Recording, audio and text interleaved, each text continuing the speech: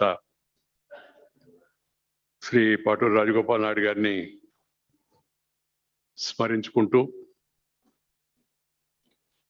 వారు చూపిన మార్గంలో ప్రజాసేవ అనురక్తిగా విదేశాల్లో ఉండి కూడా స్వదేశానికి రావాలి, తన రాష్ట్రానికి తన ప్రజలకు కొంత మేలు చేయాలనే ఉద్దేశంతో ముందుకొచ్చిన శ్రీ గదా రామచంద్ర నాయుడు గారు, శ్రీమతి అరుణ కుమారి గారు ఈరోజు ఈ కార్యక్రమంలో మనకి అతిథిగా నాతో పాటు పాల్గొంటున్న రాష్ట్ర ఉప ముఖ్యమంత్రి నారాయణ స్వామి గారు, అలాగే మన పార్లమెంటు సభ్యులు శ్రీ గదా జయదేవ్ గారు, ఈ యొక్క కార్యక్రమంలో పాల్గొంటున్న వాళ్ళ చాలా మందిని చూస్తున్నా నేను. మన రాష్ట్ర శాసనసభ్యులు శ్రీ భాస్కర్ రెడ్డి గారు, కరుణాకర్ రెడ్డి గారు, అలాగే మధుసూదన్ రెడ్డి గారు, శ్రీనివాసులు గారు, మాజీ ఎమ్మెల్సీ శ్రీనివాసులు గారు, అలాగే పెద్దలు మునిరత్నం గారు, అలాగే మాజీ పార్లమెంట్ సభ్యులు శ్రీ దుర్గా, పనబాక లక్ష్మి గారు, ఇంకా నా ముందు పెద్దలు ఎంతో గౌరవనీయులు ప్రజా జీవనంలో ఉన్నత ప్రమాణాలు పాటించిన చిలకం రామచంద్రారెడ్డి గారు, అలాగే సినీ ప్రముఖులు ఆదిశేషరావు గారు, అనేక మంది నా ముందు పెద్దలందరూ కనబడతా ఉన్నారు. చాలా సంతోషం. నాకు అన్నిటికన్నా సంతోషం ఏంటంటే చెప్పలేనంత సంతోషంగా ఉంది. ఒక రకమైన భావోద్రేకం కూడా వస్తుంది. ఈరోజు మన రమా ప్రసాద్ గారు ఈ హాస్పిటల్ ప్రారంభించడం, చొరవ తీసుకొని విదేశాల్లో ఎంతో పేరు ప్రఖ్యాతులు, ఆర్థిక సంపాదన ఉన్నప్పటికీ దాన్ని వదిలి స్వదేశానికి వచ్చి ఇక్కడ ఈ పవిత్ర పుణ్యక్షేత్రంలో ఈ ఆసుపత్రి ప్రారంభించడం, ఆ సందర్భంగా మా ఊరి వాళ్ళందరినీ కలవడం నాకు మనసులో ఎంత ఉద్వేగంగా ఉందో నేను చెప్పలేను. నేను అనుకుంటూ ఉన్నాను మా ఊరి గురించి, ఆనాటి పరిస్థితుల గురించి, సహచరుల గురించి, నా చిన్ననాటి గురించి, అలాగే శ్రీ ప్రసాద్ గారి నాన్నగారైన మన ఆ రోజు బాలకృష్ణ నాయుడు గారు, అలాగే వారి సోదరిమణి రంగనాయకమ్మ గారు, వీళ్ళందరూ మా గ్రామం నుంచి వచ్చి ఇప్పుడు ఇంతటి ఉన్నతమైన స్థాయిలో ఉన్న ఆసుపత్రిని పెట్టే పిల్లలను ప్రసాదించినందుకు నాకు మనసులో చాలా చాలా సంతోషంగా ఉంది. కళ్ళనీళ్ళు కూడా వస్తున్నాయి. ఎందుకంటే మా ఊరు సాధారణమైన ఊరు, పెద్ద ఊరే, కానీ సాధారణమైన రైతులు ఉండే ఊరు. నేను నా చిన్నప్పుడు 1 సంవత్సరం 3 నెలలప్పుడు మా ఊరిలో మా అమ్మను కోల్పోయాను. అమ్మను చూసే అదృష్టం నాకు లేకపోయింది తక్కువ వయసులో. తర్వాత మా ఊరి నుంచి పక్కన ఉన్న మా అమ్మమ్మ వాళ్ళ ఊరికి వెళ్ళి ఆ తర్వాత చదువుకొని అంచెలంచెలుగా ఇప్పుడు దేశంలో ఈ ఉన్నత స్థానానికి చేరినప్పటికి కూడా నేను ఊరి జ్ఞాపకాలను ఎప్పుడు మర్చిపోలేను మనసులో. ఎందుకంటే అది ఒక అనిర్వచనీయమైన అనుభూతి, ఆనందం, సంతోషాన్ని కలిగిస్తూ ఉంది. నేను ఎప్పుడు చెప్తూ ఉంటాను, కన్న తల్లిని, మదర్, జన్మభూమిని, నేటివ్ ప్లేస్, మదర్ టంగ్, మాతృభాషని, మదర్ ల్యాండ్, మాతృదేశాన్ని మర్చిపోయిన వాడు మానవుడే కాదు అని చెప్పానండి. ఇవాళ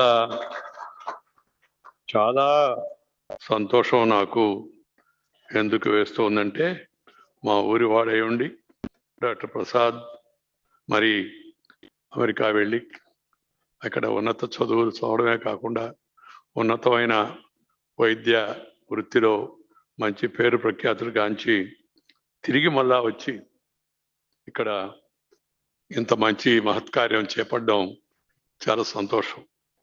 నేను ఎప్పుడు చెబుతుంటాను, విదేశాలకు పోవాలి, నేను దేశం అంతా తిరుగుతూ ఉంటాను, విద్యా సంస్థలు పర్యటిస్తూ ఉంటాను, వాళ్ళతో మాట్లాడుతూ ఉంటాను. పిల్లలు వాళ్ళందరికీ నేను చెప్పే సలహా ఒకటే, విదేశాలకు పోవాలా, పోండి, go land earn and return అని చెప్పని. విదేశాలకు వెళ్ళండి, అక్కడ చదువుకోండి, సంపాదించుకోండి, తిరిగి రండి, మాతృదేశానికి సేవ చేయండి అనేది నా పిలుపు. ఈ పిలుపుని ముందే శ్రీ పెద్దలు రామచంద్ర నాయుడు గారు ఆ రోజుల్లోనే ఆయన ఆలోచించి ఇక్కడికి వచ్చి ఈ ప్రాంతంలో పరిశ్రమ పెట్టి వేలాది మందికి ఉపాధి కల్పించి తాను తెర మరుగున ఉండి సంస్థను తెరపైకి తెచ్చి ఇంత స్థాయికి తేవడం కూడా చాలా గొప్ప విషయం. That's why always respect Shri Ramachandra Naidu as an individual who has come back to his motherland and taken initiative to build up an industry to provide employment to a lot of local people. ఇప్పుడు ఇవాళ నేను చూస్తూ ఉంటే, నన్ను జయదేవన్ చూస్తుంటేమో వాళ్ళ నాన్న గుర్తొస్తున్నాడు. ఆ పద్ధతులు, ఆ సౌమ్యత, ఆ వినయం, ఆ విద్య. రమాన్ చూస్తూ ఉంటే వాళ్ళ అమ్మ గుర్తొస్తుంది. ఎందుకంటే అరుణ్ కుమారి రాజకీయంలో చొరవతో ముందుకెళ్ళింది, గట్టిగా మాట్లాడడం కూడా అలవాటు చేసుకుంది, మంచిగా వారికి సహధర్మచారిణిగా ఉంటూ సంస్థను ముందుకు తీసుకెళ్ళడానికి సహకరిస్తుంది. I do not mean, Rama, I am advising you to follow your mother and get into politics. You are doing a good job. Focus on medicine and do the service. Because service gives more satisfaction than position. Helping others, helping the needy, and that to poor people through medical profession or even other professions is something more supreme than anything. Because I have seen so many things in my life. School నుంచి, college నుంచి, university నుంచి, assembly నుంచి, parliament నుంచి, party నుంచి, అఖిల భారత స్థాయి వరకు, ఇప్పుడు ఆఖరికి ఉపరాష్ట్రపతి దాకా ఇవన్నీ చూశాను నేను. వీటన్నిటి వలన వచ్చే సంతృప్తి కన్నా నాకు స్వర్ణ భారత్ ట్రస్ట్లో జనానికి చేసే సేవా కార్యక్రమంలో వచ్చే సంతృప్తి ఇంకా మిన్నా అని చెప్పని మీ అందరికీ నేను మనం చేస్తాను. I really feel immensely happy. Immensely happy. That's why I go even after becoming vice president, earlier even president of the party, minister, I used to go to my place frequently and serve the people. The enjoyment I get. నేను ఎప్పుడు చెప్తున్నవాడిని, తిరిగి ఆ స్వర్ణ భారత్కు వెళితే మరింత oxygen వచ్చినట్టుగా, ఏదో అదే చెప్తూ ఉంటారు కదా, అదేదో జీవన్ టోనో, ఓవల్టీనో, లేకపోతే హార్లిక్స్ తాగితే హుషారు వస్తుంది అంటారే, అంత హుషారు అక్కడికి వెళితే నాకు వస్తుంది. That's the service is such a great thing. Service to man kind is service to God అని గాంధీ గారు చెప్పారు, పెద్దలు చెప్పారు. అందువల్ల I'm happy that doctor Prasad and Ramadevi has taken this noble mission to start this hospital with so many super specialties, and were also able to get many of the experts from other countries, particularly US, and also Jaydev was telling, trying to get other friends also from UK and other countries. I wish you all the best and hope that this hospital will become a hospital of excellence and excellent service. I want to tell you, politics, medical profession, education, once upon a time was called as a mission. Mission, not for commission. Now changes are coming. I don't want to get into politics. This is a mission. If you do it with passion and do not do any omission or give any remission, or do not aspire to get commission, then you will really excel in life. ఫ్రీగా చేయడం సాధ్యం కాదు, నాకు తెలుసు. ఎందుకంటే ఏది ఫ్రీగా రాదు. అసలు ఫ్రీ అనే దానికి నేను కొద్దిగా విరుద్ధం కూడా. ఏదైనా జనానికి చేయూతనివ్వాలి, చేయి అందించాలా, చేయి అందించి వాడిని లేపాలి, నడిచేది అలవాటు చేయాలి. లేకుండా నువ్వు ఎత్తుకున్నావు అనుకో, నేను దిగనంటాడు. ఇది నా strong belief. That's why I advise politicians also. Don't go for populism, but do pro-poor activities. Uplift the poor and take them to heights. పెద్దలు చెప్తూ ఉంటారు, చేప పట్టేది నేర్పించాలి కానీ చేపని ఇవ్వడం నేర్పించకూడదు. ఎందుకంటే మధ్యాహ్నం మటగుడిసి ఇచ్చావంటే సాయంత్రం కొరమేను కావాలని అడుగుతాడు మామూలుగా. అందుకని we must focus providing best service at an affordable cost, because of late education and health are becoming very costly, and every human being, irrespective of poor or rich, they want these two things for their children. So that's why this health has become very, very important. So keep that in mind and try to do service with quality, with dedication, and with all the disciplines that you are bringing in. I could see some of them. I wish I could go around the hospital, see it myself. But you are aware of the protocol I am placed in. నాకు జనాన్ని కలవడం, వాళ్ళతో మాట్లాడడం, వాళ్ళని పలకరించడం, meeting people, greeting people, talking with people, walking with the people, eating with the people చాలా సంతోషమైన పని, నాకు ఎంతో సంతృప్తి ఇచ్చే పని. కానీ ఇప్పుడు ఈ ఉపరాష్ట్రపతి వచ్చి ఈ ప్రోటోకాల్ వచ్చిన తర్వాత అడుగు ముందుకేయాలన్నా అడుగు పక్కకేయాలన్నా పక్క నుండి చెప్తుంటారు, సార్ ప్రోటోకాల్ రావడం, వేదిక ఎక్కడం, జనగణమన ఉపన్యాసం, జనగణమన నమస్కారం, వెళ్ళిపోవడం. నేను మా అధికారులకు చెప్పాను, నేను అదేంటయ్యా అట్లా ఊరినే నమస్కారం పెట్టి ఉపన్యాసం ఇవ్వడానికైతే ఇంటికాడ నుంచి ఉపన్యాసం వీడియో ద్వారా ఇవ్వచ్చు కదా. ఇప్పుడు అదే చేస్తున్నాం అనుకోండి, ఈ వర్చువల్ వలన యాక్చువల్ తగ్గిపోయింది. Virtual has become factual. But ఆ వర్చువల్లో ఈ ఒరిజినల్ ఫిజికల్లో ఉన్న హ్యాపీనెస్ ఉండదు. ఇక్కడి నుంచి చూడడం వేరు. నేను అక్కడికి పోయి మా ఊరు నుంచి వచ్చారు అనగానే వాళ్ళందరూ దగ్గరికి వెళ్ళి చూస్తే ఆ సంతోషం, ఆ రోజులు గుర్తొస్తే అది చెప్పనలివి కానిది. అనుభవిస్తే కానీ అర్థం కాదు. అందుకని with all these protocols I could see only the glimpse of what you have done. I hope in future I'll be able to get an opportunity to visit your hospital, not for medical but for otherwise.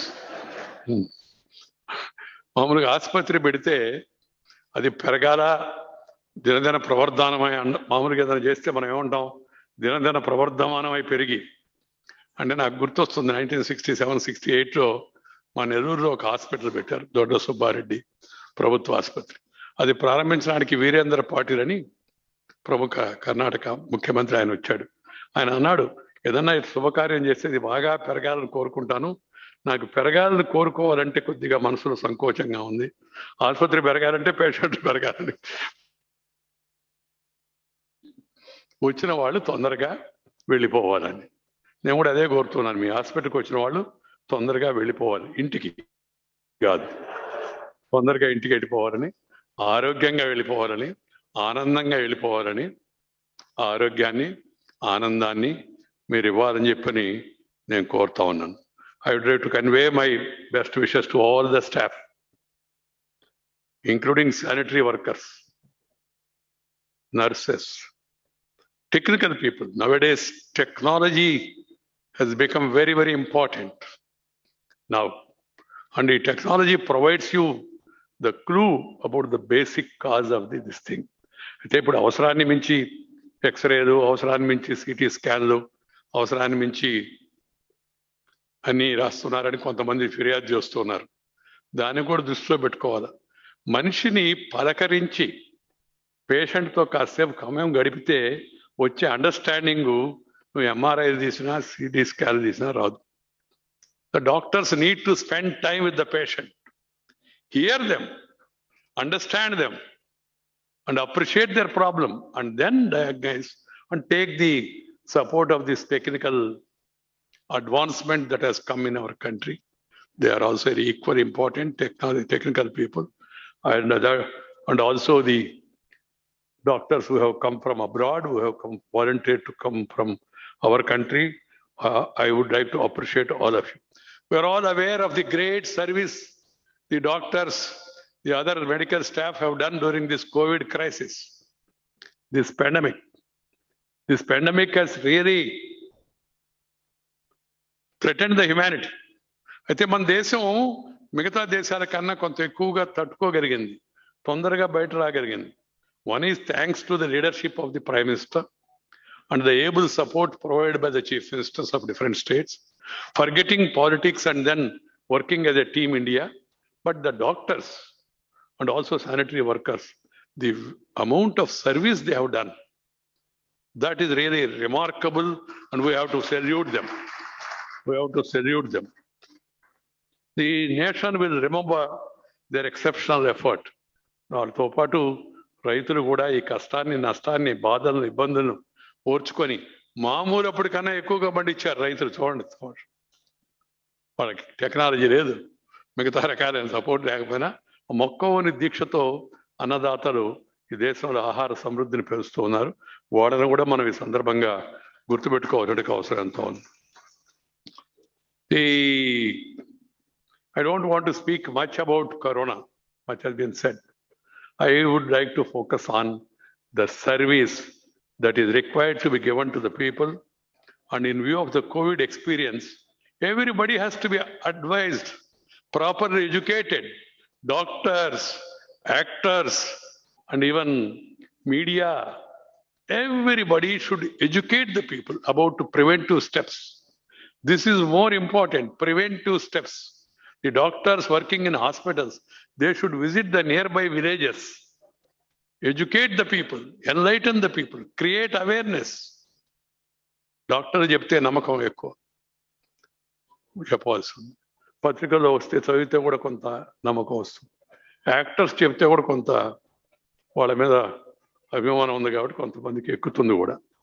ఇవన్నీ అందరూ కూడా ప్రయత్నం చేసి రాబోయే రోజుల్లో ముందు తీసుకోవాల్సిన జాగ్రత్తలు అన్నిటికన్నా the first and foremost important thing is physical fitness.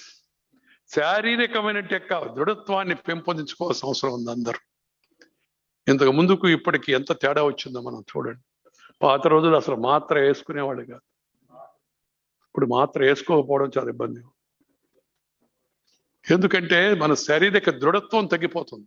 విదేశాలతో పోలిస్తే మనం చాలా బెటర్. ఇప్పుడు చూడండి, అమెరికా, ఈ అభివృద్ధి చెందిన దేశాల్లో కేసులు చాలా ఎక్కువైపోతా ఉన్నాయి, కంగారు ఎక్కువ అవుతుంది. మన దేశంలో తక్కువ. అలాగే క్యాజువాలిటీ కూడా ఎక్కువ ఉన్నాయి అక్కడ, మన దేశంలో తక్కువ. దానికి ఒకటి శారీరకమైన దృఢత్వం, రెండోది అలవాటు. And people need to be educated that they must go back to their roots.